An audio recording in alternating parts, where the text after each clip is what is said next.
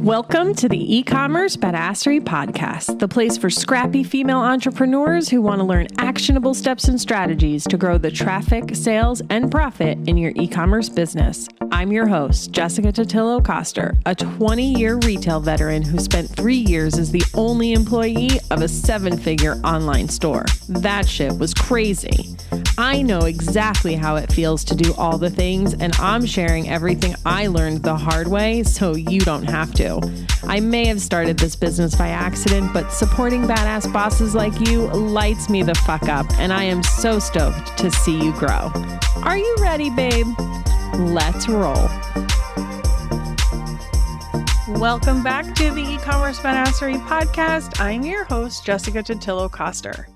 If you've been hanging with me for any length of time, you know I'm a sucker for a great tech tool, and I encourage you to use them when they can save you time, make you more money, and of course, if it can do both. You also probably know that I'd rather see you use the one that is best for your needs, even if it feels expensive. This is especially true when it comes to email marketing platforms. Instead of figuring out how to save money on your email marketing platform, figure out how to make more money from email instead, At the same time, though, it's really easy to test out and invest in a tech platform, not use it to its fullest potential, or completely forget that you paid for it at all. If that's you, don't feel bad. We did this at my previous day job too. You see the shiny object, get excited, invest, realize it's more work than you thought to get set up or maintain, or you just don't have the time to facilitate the program that it's responsible for, like a rewards or affiliate program. That's why today I want to talk about auditing your tech stack. Let's figure out what you've got, what's paying for itself, what needs to be optimized, and potentially what needs to be prioritized. Maybe you've got something that isn't quite cutting it at the moment, but would be if you just set aside some time to dig in. Or maybe you're not going to be able to prioritize this tool or strategy right now, and it just doesn't make sense to keep paying for it. Or maybe after last week's episode, when we talked about what marketing activities you were going to focus on this year, you realize you're paying for a tool that isn't going to matter in your business anymore. Now, of course, only you will be able to answer that question for sure, what you need to keep and what to get rid of. But my goal today is to walk through some of the tools you're probably using and some questions to ask yourself while you're evaluating whether or not you need to keep it. I'm also going to give you some insight into what tools you should absolutely prioritize using in your business and what to look out for if you're considering downgrading to a free or lower cost version of something, so you can decide if it's really a feature you need right now in your business. So let's kick it off with on-site tools. When it comes to expanding the functionality of your website and providing a better experience for your customers, you're probably using a lot of apps to help you do this. Some of them generate revenue, like a cross-sell app, and others don't hold any value unless you're actively using them, like a heat mapping software. I want you to take a deep dive into the apps you're currently using on your site and make sure it's truly worth having them. A cross-sell app. Yes, this is worth having. And if it's not generating enough revenue to pay for itself and then some, I would set aside some time to optimize this before the end of Q1. I dive deeper into how to use cross-sells and upsells in your e-commerce store on episode 49 of the podcast. But ultimately, unless you are a one-product store, there's no reason why this app should not be adding profit to your bottom line. Review apps. Reviews are an important part of running a successful product-based business. Consumers look to reviews to help them make a buying decision. But there are a multitude of different apps out there, and it can be overwhelming to find the right one for you. This is definitely a must-have app, but you might be able to get away with using the free app from Shopify. This is especially true if you're early in your business and it's unlikely that your customers would submit photos as part of their review. The good news about review apps is that it is super simple to switch. So whatever decision you make today, you're not stuck with it. I go deeper into review apps on episode 16 of the podcast, but here are a few reasons why you might want to use a paid app. One, if you need to combine reviews across products. For example, you have the same product in multiple colors, but you list them separately. Paid apps will allow you to group those reviews across all of your individual items. 2, you want and your customers are likely to submit photos with their product reviews. This is not something that's available on the Shopify app. Or 3, you want to reward points for product reviews. Paid tools are also going to give customers the option to leave their reviews in the body of the review request email. Now, there are paid tools that have a free tier, which would give you access to this feature, but they often have limitations on the number of requests they'll send out. So if you're running out of requests, but you're not really getting reviews to justify the cost of upgrading the app, I would put your energy toward optimizing your review request process, which I also talk about in episode 16. Next up, reward apps. Reward programs are a great way to keep your customers engaged and loyal to your brand, but it does take some work to facilitate that engagement. You want to make sure that your rewards program is actually bringing a lift in your repeat business and your bottom line. Otherwise, you're just giving money away. The first thing I would do is analyze the spending habits of your rewards members versus your non-rewards members. Can you see any difference in their purchasing frequency, their lifetime value? If the answer is yes, then you're probably good. If the answer is no, then I would make a concerted effort to engage that group of customers. What special events can you hold for them? What special emails can you send them, whether automated or in one-off campaigns? Ask yourself, am I showing up for my rewards members the way they deserve? Rarely does a rewards program just bring a whole bunch of repeat business without any effort on your part. And if you're unable to really utilize it and engage that group of customers to see that lift, you may just be giving money away in rewards points and paying for the app. A live chat or chat bot. This is definitely one of those I would say there is really no reason not to have it as long as it's optimized. I don't think live chat is quite as important as long as you can set up answers to some frequently asked questions. The goal is to make sure the customer can get easy answers as quickly as possible, which should ultimately help with your conversion. And you can get started for free with Shopify Inbox, which also includes the ability to set up FAQs. Next up are heat mapping softwares and session recordings. I love a good heat mapping / session recording software. These can be really useful when you're working on optimizing your on-site conversion rate. But often I find these are the types of tools that aren't being utilized and can potentially be costing you unnecessarily. While the best answer would actually be to prioritize using the tool, that can prove to be pretty difficult if you don't have the manpower to manage it. If that's you, I recommend you set aside some time throughout the year to deep dive into this. Ideally, when you see an uptick in traffic, so you have more data to work with. When you're not intentionally utilizing the software, you can remove it and stop paying for it. The same is true for A/B testing and personalization software.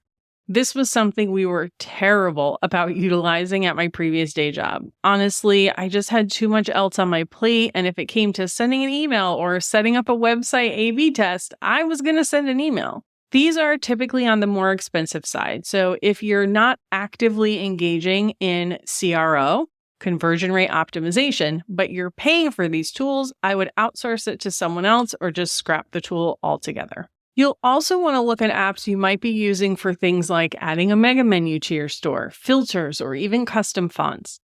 Sometimes we add apps for things our themes can't do at the time, but newer versions of our themes will have these features built in, which can ultimately save us money and page load time. Of course, getting rid of apps like this takes a bit more thought because it might require a theme update, which is a whole other project you might not want to take on at the moment, but it's worth it to just take a look. All right, let's talk about social media marketing tools. While I've been on a tear about social media these last few months, the truth is for a lot of businesses, it's a powerful way to get in front of your perfect customer. But running a really great content marketing strategy on social media is more than just posting pretty pictures. There's planning and creating, posting, engaging, and getting people off of the platforms. There is a lot that goes into it, but not all tools are created equal. So let's run through some of the ones you might be using and whether or not it's actually worth it. Let's start with content schedulers. I've spent a lot of time testing and trying all of the different content schedulers. I don't know if I thought they were magically going to make me more consistent. Truth is, unless you need additional platforms like LinkedIn and Pinterest, or you recycle a lot of content and want a tool that does that automatically for you, you can probably get away with Meta's built-in scheduling tool. They've definitely upgraded it, and you can easily adjust your posts for Facebook and Instagram. So unless you're super in love with the tool you're using, you can probably save yourself a couple of bucks. What I think is way more valuable than a scheduler is a list growth tool. How do you get people off of Instagram and onto your email list? There are two in particular that I love: ManyChat for DM automation and PopSmash for giveaways. Both of the founders have been on the podcast, and I have affiliate links that get you a special deal. I'll put links in the show notes for all of that for you to check out. But again, if you're worried about investing in these, I say drop the scheduler and invest in these instead. Content creation and editing apps are another place that you can likely save. There are a ton of free options out there, and even the paid ones, if you're using them, awesome. But now is a great time to double check what you're paying for that you might have forgotten about. I don't know about you, but I have some apps with yearly fees that I completely forget about until the charge comes through. So just take a peek at your app subscriptions and dump anything you're not using. The next category, biz operations. This is likely a place you'll want to invest, especially if it can streamline your operations and save you time and money. After today's episode, you might find that instead of eliminating apps, you might have to add some. That's okay too. As you start growing your business, one of the first things you're going to want to invest in is a more robust customer service platform. If you're finding that you're spending a lot of time going back and forth through emails with customers and it's hard to keep track of your inquiries and interactions, it might be time to get a real help desk. Gorgeous is definitely the go-to in the e-commerce space, especially for Shopify stores. Their tool is deeply integrated with Shopify, so checking order details, processing refunds, etc. can all be done from right within their tool. You don't have to switch back and forth between multiple screens. If this is something you think you need, I would make them your first stop for research. I'll stick my affiliate link in the show notes so you can check it out. And if you are currently using a different platform that you don't love, but you're locked into a contract, let me know. You can just DM me on Instagram. I'll introduce you to my rep there. I've had a few clients who were able to get Gorgeous to buy out their contracts in order for them to make the switch. It's a pretty sweet deal. Inventory management is another area that you might end up adding a tool to your roster instead of actually removing it. When you're just getting started, Shopify's internal inventory management tools are usually fine.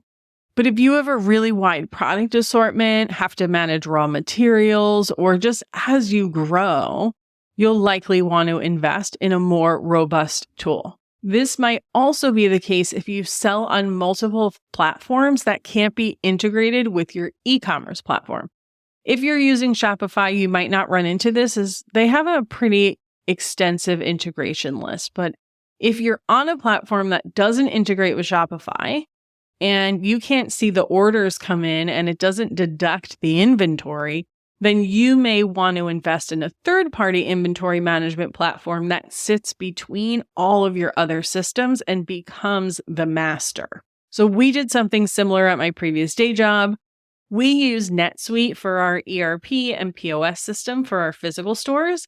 NetSuite was the master of our inventory, and the available quantity just synced back to Shopify. Another situation might be if you do printing in-house, but you sell from the same inventory of blanks across multiple products. So let's say you do graphic tees, you have 10 different designs, but you're printing them all from the same inventory of blanks. In that case, you can get away with a tool like Bundles by Gazebo, which will sync your inventory in the back end. So you wouldn't necessarily need a full-on inventory management system for that. If, on the other hand, you end up going in the opposite direction where maybe you're no longer managing raw materials because you're outsourcing your manufacturing, then it's probably a tool you can dump. All right, shipping tools. Now, you can get away with using Shopify's internal shipping functionality for a long time, but as you start to grow and expand your sales channels, it might make sense to move to a platform like ShipStation or Shipping Easy. These are most powerful when you want to be able to compare rates across carriers.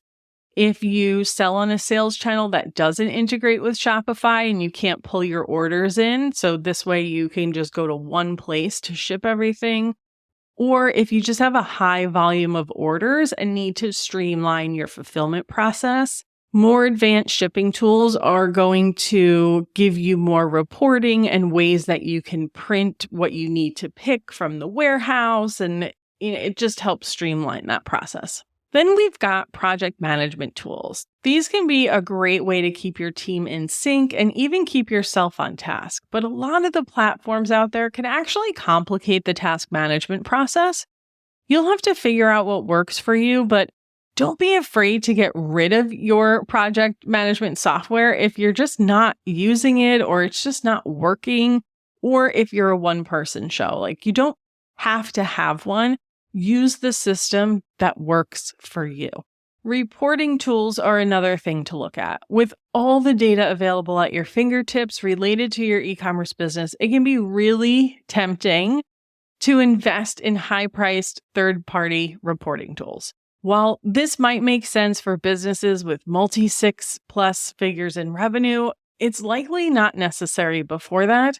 The only time I would say it's worth it is if it's the difference between you looking at the numbers or not looking at the numbers, because maybe this platform just presents the information in a way that's easier for you to read. In that case, hey, I get it. Sometimes we got to pay for convenience. SEO tools like Uber suggest also fall into this category, though I think now they have a one-time fee. Like, not a recurring, you just pay one time and have it forever. Last on the list for today are email and SMS tools. This is definitely one of the places I don't want you to skimp on. Email is a revenue generator. It doesn't make sense to sacrifice functionality and reporting capability to save a couple of bucks. I'm not going to go into all the details of my favorite platforms today. I'll stick some links in the show notes for you, but a few things I want you to keep in mind. If your email platform is not paying for itself and then some, the platform is not the problem. It's likely your strategy, your list, something. It's not the platform. Ideally, you should keep your SMS and email in the same platform if you can, so that you can see your engagement and conversion across the two channels in the same place.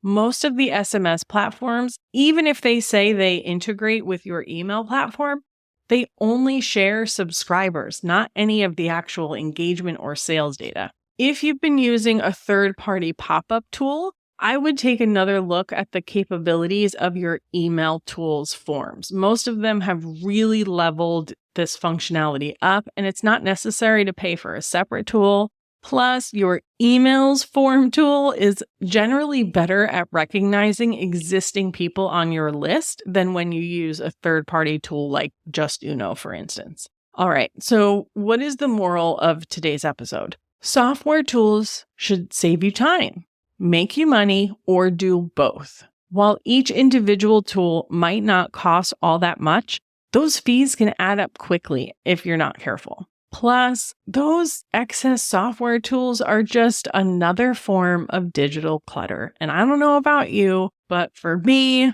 I am desperately trying to streamline a lot of things and get rid of the clutter. Take some time to look through all of the tools you're using and evaluate how they're contributing to your business. If it's something that doesn't align with your business goals this year, or you're just not utilizing it right now, let it go. You can always get it again later if you're ready to focus on that thing at a later date. Again, if it's something that isn't quite paying for itself and then some, but should be, like a cross-sell app or your email platform, focus your energy on optimizing how you're using it and getting it to perform better before you throw in the towel. And ultimately, just make sure these tools aren't adding unnecessary complexity to your business. Very often, we may invest in a tool to solve a specific problem. And then we have this other problem. So we get this other tool for that. And we start to Frankenstein all of these things together. So now is a really great time to zoom out, look at everything you have, see what else might be out there that can solve multiple problems in one and maybe even be better at it. And then you can have just an overall more seamless, streamlined tech stack. All right, I know that this is a lot of information. Take some time to soak it all in. Start thinking through your goals and focuses for the new year. Set aside some time to check through the tools that you're paying for. You could always delegate that process to an assistant or a VA if you've got one too. And then just set aside some time to review everything before the end of Q1 and start making some decisions. I know that this isn't a very sexy part of running your business, but it's one of those things that if we ignore it, it just gets bigger and more complex and it creates even more work later on. So I do recommend that you at least do this once a year at the beginning of the year. So hint, hint, now is the perfect time. And that is a wrap on this week's episode. If you made it this far with me today, thank you so much for hanging out. I so appreciate that you're here. I hope that this was helpful and got you thinking about things that you may have been ignoring in your business. Don't forget to join me next week for a brand new episode and have a kick-ass rest of your day. I'll see you on the flip side, friend. Thank you so much for listening to today's episode. If you like what you heard, I'd be so grateful if you'd leave a review on Apple Podcasts, and don't forget to subscribe so you never miss an episode. And if you're looking to surround yourself with more product entrepreneurs who totally get your life right now, get your booty on over to the eCommerce Badassery Facebook group. Can't wait to see you there. Until next time, e-commerce friends, stay badass.